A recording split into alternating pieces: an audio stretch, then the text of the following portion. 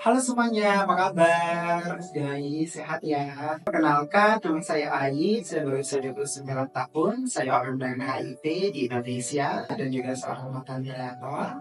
Aktivitas saya saat ini yaitu aktif membuat konten untuk memberikan edukasi dan informasi HIV kepada kalian ramai, dan soon saya insya Allah akan membuat sebuah bisnis di Indonesia.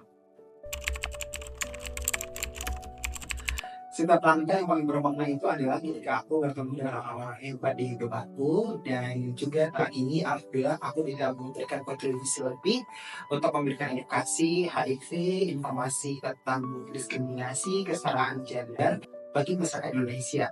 Dan sangat bermaknanya itu adalah ketika aku menyadari bahwa hidup itu penuh dengan dengan warna dan keberagaman seperti itu, dan itu menjadikan aku bermakna sampai hari ini. Menghargai diri sendiri yaitu dengan rasa syukur, tetap bersyukur masih hidup sampai detik ini walaupun tidak masa HIV positif. 2025 tahun ketiga aku hidup dengan HIV, masih sehat, masih layak untuk diterima di kalangan masyarakat, di keluarga, dan tidak ada bedanya sekali dengan orang lain. Of course, aku sudah berdamai dengan diri aku, hidup dengan HIV, on the way 3 tahun di tahun ini. Berdamai itu penting banget ya, untuk kita berproses mencintai diri kita sendiri.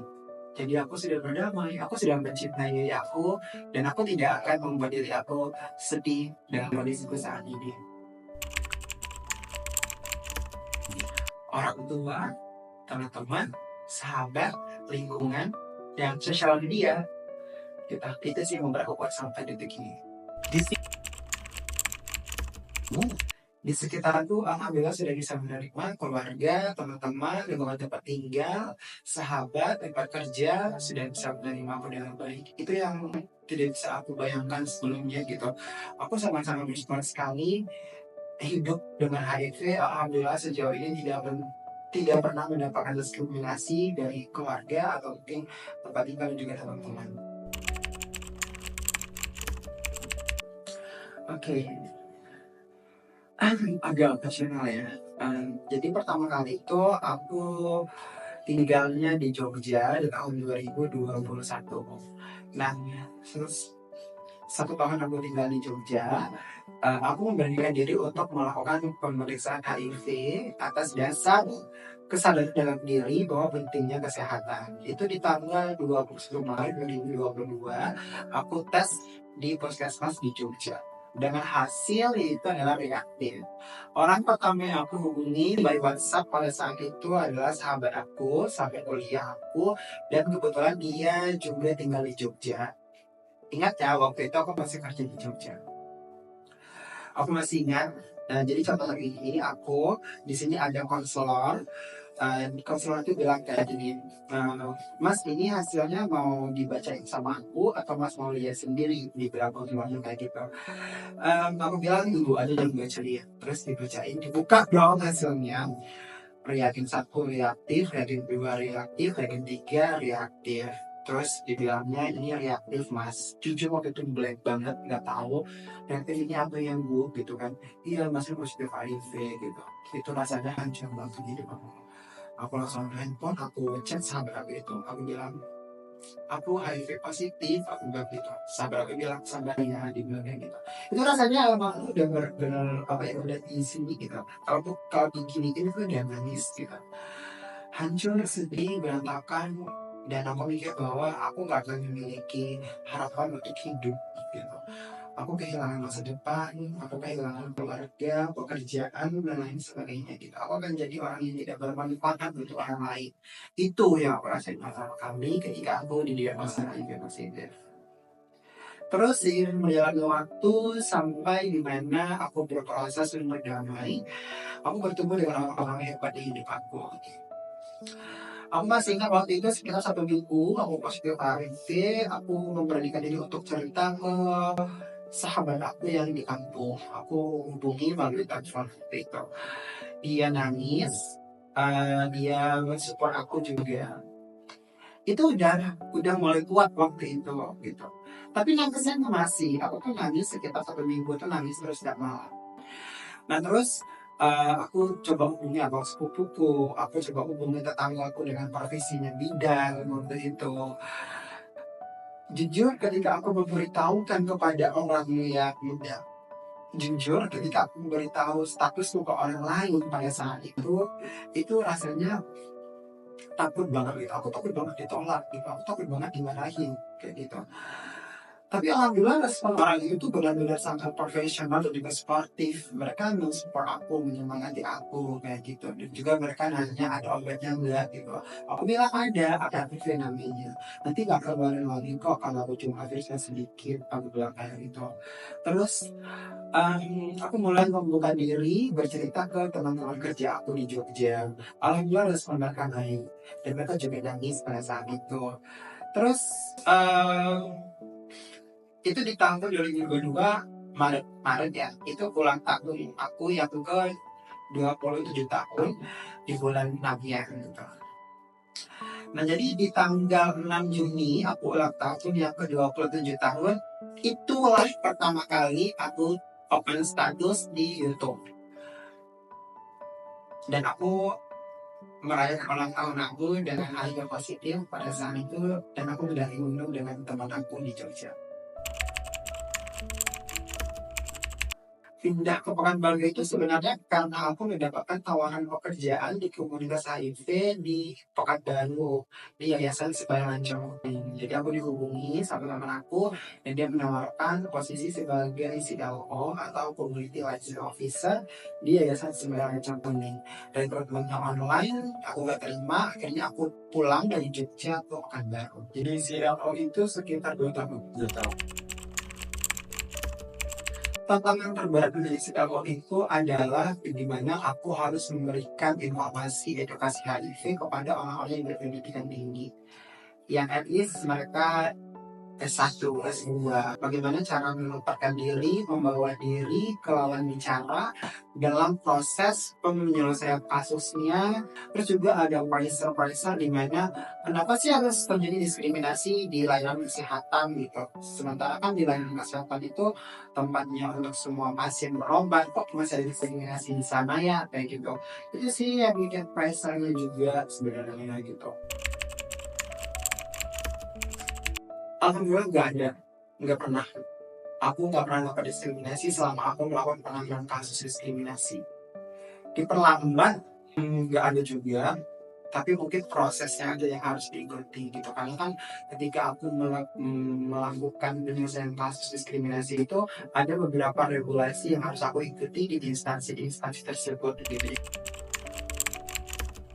Ada banyak kasus yang terjadi kepada orang dengan HIV di Provinsi Riau, berbagai macam jenis kasus. Contohnya dikeluarkan dari tempat kerja karena status HIV-nya, diperlakukan berbeda karena status HIV-nya, terus juga ada mendapatkan kekerasan fisik, verbal, pelecehan seksual, banyak banget gitu yang didapatkan oleh teman-teman ODIF yang kita tangani kasusnya gitu. Sekitar 95% mereka mendapatkan hanya kembali, baik dari tempat kerja atau mungkin di keluarga. Alhamdulillah kebanyakan berhasil sih. Apa ya? Doa sih. Aku sambil berdoa. Jadi ketika aku membantu kasus diskriminasi, aku tuh ketika sholat aku bilang, contohnya kayak, ya Allah, semoga si A mendapatkan kebaikan, mendapatkan haknya sebagai karyawan di tempat kerjanya. Aku selalu doa. Jadi aku gak pernah cerita sama aku ya. Gue cuma cerita di sini aja. Ketika aku melakukan penyelesaian kasus, apapun kasusnya, apapun teknik penyelesaiannya, aku tuh pas sholat, aku tuh doa, ya Allah, semoga teman adik aku dapat jalannya baik dari kasus-kasusnya. Aku selalu doa. Apapun kasusnya, aku selalu doa. Itu sih yang membuat aku apa ya, makin semangat lagi gitu untuk mulai teman-teman audio gitu sih. Pernah ketika aku banyak mendapatkan kasus, pelaporan kasus gitu, aku tuh sampai di titik kenapa sih masih ada diskriminasi yang terjadi kepada orang dengan HIV. Jadi aku tuh mikir, loh kok masih banyak ya terjadi. Itu sih sebenarnya titik terendahnya gitu, lebih kepada rasa apa ya, rasa bertanya gitu. Apalagi terjadi di layanan kesehatan gitu. Kok dia kan kuliah ya, dia kuliah tentang kesehatan contohnya. Tapi kok dia yang diskriminasi sih? Itu sih sebenarnya yang membuat aku tuh bertanya-tanya kayak gitu. Contohnya orang tua aku sendiri gitu. Orang tua aku tuh ibu aku nggak sekolah, bapak aku tamat SD, kakak aku tamat SD. Nggak pernah dapat diskriminasi di rumah sama sekali kayak gitu. Tapi kok orang-orang yang berpendidikan tinggi, yang profesinya juga di layanan kesehatan, kok mereka didiskriminasi sih? Emang mereka nggak belajar di waktu kuliah? Itu sih yang terendah dalam hidup itu rasa kecewa atas dasar ketidakprofesionalan kerja orang kayak gitu. Masih tinggi diskriminasi di Riau tuh masih tinggi bagi orang dengan HIV. Di Pekanbaru aja itu sebenarnya semenjak ada Singapura itu udah mulai terkuat namanya diskriminasi kepada orang dengan HIV. Bagaimana dengan kota-kota yang lainnya yang nggak ada CLO-nya, yang nggak ada pendampingnya gitu. Ya kita misalnya ini dikatakan banyak banget diskriminasinya. Sebenarnya gini, kalau CLO ini kan dia kan lebih kepada penyelesaian kasus ya. Kasus itu udah selesai, otomatis ada keberhasilan dan juga kegagalan. Nah, jika terjadinya keberhasilan, otomatis dia mendapatkan hak kembali. Contoh, dia diberhentikan kerja karena status HIV-nya. Setelah kita lakukan advokasi dan juga mediasi, dia dapat kerja lagi di sana. Nah, kita akan pantau. Contoh, bagaimana responnya setelah kita melakukan mediasi kemarin? Oh, mereka masih diskriminasi kayaknya. Oke, it's okay. Kamu sabar dulu aja, tapi kamu masih kerja. Kamu kerja aja, jam kerja datang, terus kamu pulang, di jam pulang, udah selesai. Mereka nanti pasti bakal diam sendiri kok. Akan ada fasenya di mereka tuh capek mengurusin hidup kamu di belakang itu. Yang penting kan prioritas pertama adalah dapat kembali pekerjaannya dan dikeluarkan gitu. Jadi lebih kepada memberikan dukungan psikososialnya setelah keberhasilan itu didapatkan. Atau mungkin kegagalan itu juga sama.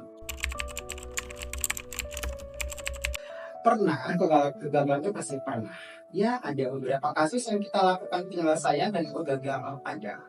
Yang buat gagal itu mungkin kepada regulasi, kurang tahu sih kurang tahu sih apa yang bergagalnya gitu, mungkin lebih kepada apa ya, persepsi orang-orang yang memandang HIV dari segi yang negatif tetap dengan peraturan mereka, banyaknya alasan mereka kayak gitu. Cuman ya balik lagi gitu, dalam suatu penyelesaian pasti ada yang namanya gagal dan juga sukses. Ya benar, karena orang dengan HIV itu sama dengan orang yang negatif HIV. Mereka mendapatkan hak dan kewajiban mereka sebagai warga negara Indonesia. Tidak ada larangan bagi orang dengan HIV untuk tidak menikah, untuk tidak bekerja, untuk tidak memiliki hidup yang lain, itu nggak ada larangannya karena semua itu sama gitu loh. Karena HIV ini kan virus yang menyerang sistem kekebalan tubuh gitu. Kalau kita berbicara tentang pekerjaan, otomatis ya contoh deh, dia kasih customer service perbankan akan ada satu kode dengan pengeluaran HIV-nya kayak gitu. Oh, di sosial media itu pasti ada yang akan pernah berhenti di sosial media, multimedia. Terus apakah masih ada diskriminasi, stigma dan segala macam itu pasti ada sampai hari ini. Gak cuma aku aja, mungkin teman-teman di luar sana mendapatkan dari lingkungan tempat tinggal, keluarga, ataupun salah satu sahabat mereka, itu masih ada dan sering banget terjadi gitu. Ada stigma dan diskriminasinya tidak akan pernah hilang, tapi kita bisa minimalisirnya dengan memberikan kapasitas dan pengetahuan kepada diri kita sendiri. Oh ini stigma nih, nah kita bisa nih langkahnya kita lakukan. Kita cuma bisa itu, tapi kalau kita untuk membasminya 100%, itu nggak bisa. Pernah beberapa kali aku bertemu dengan teman-temanku yang memang mereka berisiko tertular HIV, terus mereka bingung nih apa yang harus lakuin, itu udah mereka aku suruh tes HIV dengan hasil HIV negatif. Ya udah, kamu mau coba akses prep deh gitu, ternyata dia akses prep. Jangan jangan ini ya, jangan lagi kalau main pakai pengaman gitu. Ada beberapa teman aku tuh ada yang pakai sama sekali, dan bahkan nggak cuma populasi cuci aja gitu. Teman-teman aku yang misalnya mereka udah nikah dan mereka tuh bilang, aku baru tahu loh HIV itu tidak semudah itu menularkan dari konten anjing kayak gitu. Iya benar. sebelum ada pemeriksaan, sebelum ada pernikahan harus dicek dulu di keluarga cantik gitu ya. Aku setuju dari sisi yang positif. Sebenarnya ada sisi positif dan sisi negatifnya. Oke, aku bahas dulu sisi positifnya. Sisi positifnya itu adalah kita bisa mengetahui status HIV kita sedini mungkin ketika kita nanti akan menikah. Nah, ketika akan menikah, kita otomatis akan berhubungan seksual dengan pasangan kita secara sah, gitu kan. Ketika berhubungan dan kita sebenarnya udah positif dan pada saat akan menikah tidak dilakukan pemeriksaan HIV, kita akan menularkan ke pasangan kita. Terus pasangan kita contohnya misalnya dia hamil, nggak juga sadar dengan status kesehatannya, melahirkan. Suami positif HIV dan menularkan ke istrinya yang hamil melahirkan menularkan ke anaknya. Nah, itu yang terjadi ketika pada saat Jatim tidak melakukan pemeriksaan HIV. Makin banyak lagi yang positif HIV. Anak lahir dengan HIV positif, ibu rumah tangga tidak apa-apa dari suaminya, atau mungkin sebaliknya kayak gitu. Tapi mungkin ada sisi yang negatifnya, akan ada penolakan atau mungkin gagal nikah gitu. Karena HIV aku ditolak sama pasangan aku gak mau nikah gara-gara pengen ini dan segala macamnya gitu. Tapi aku ngasih ke teman-teman semua, caranya yaitu adalah ketika kalian ingin menikah dengan HIV positif gitu, kalian harus jujur dulu ke pasangan kalian. Kalian bisa bawa pasangan kalian ke dokter, ke tempat kan ambil ARV. Jadi dokter akan memberikan edukasi ke pasangan kalian tentang kalian gitu. Dokter akan menjelaskan bagaimana treatment yang akan dilakukan, bagaimana upaya-upaya untuk pengen hamil tanpa menularkan gitu. Jadi si pasangan ini juga terbuka edukasinya gitu. Dan positifnya lagi, makin banyak orang teredukasi HIV ketika bertemu dengan dokter tersebut. Kayak gitu. Ya aku pandangannya itu, kalau aku seperti itu dan aku sangat-sangat setuju. Bisa. Dengan caranya itu adalah melakukan advokasi di sosial media. Karena dengan sosial media ini kita bisa memberikan informasi tentang edukasi HIV secara masif. Karena pengguna sosial media itu dari semua kalangan, tidak hanya komunitas tertentu aja gitu. Jadi harapannya dengan sosial media ini banyaknya masyarakat yang teredukasi dengan baik tentang HIV ini gitu loh. Sehingga masyarakat paham dan mengerti. Jadi mereka tidak lagi melakukan diskriminasi kepada orang dengan HIV. Mereka tahu bagaimana penularannya, bagaimana pencegahannya, treatment apa yang dilakukan ketika ada keluarga mereka nanti yang HIV positif. Nah, itulah penting dari sosial media, karena dia menjurus ke semua lapisan masyarakat. Jadi harapan aku untuk teman-teman orang dengan HIV positif di luar sana tetap semangat, jangan pernah putus asa artinya, tetap percaya diri dengan apa yang kamu miliki sampai saat ini, tetap berkarya, tetap bervalue, tetap menjadi diri kamu yang seutuhnya gitu. HIV bukan akhir dari segalanya, tapi HIV adalah awal perubahan yang lebih baik daripada sebelumnya. Untuk teman-teman yang saat ini aktif bekerja di komunitas HIV, di NGO dan volunteer apapun itu profesi kalian, tetap bekerja secara profesional. Berani untuk speak up karena kalian itu adalah representatif dari teman-teman ODIF yang tidak berani. Kalian itu adalah perwakilan suara mereka. Ketika kalian sudah bekerja di komunitas, berarti kalian harus siap dengan itu semua. Yang tetap rendah hati, bekerja dari hati.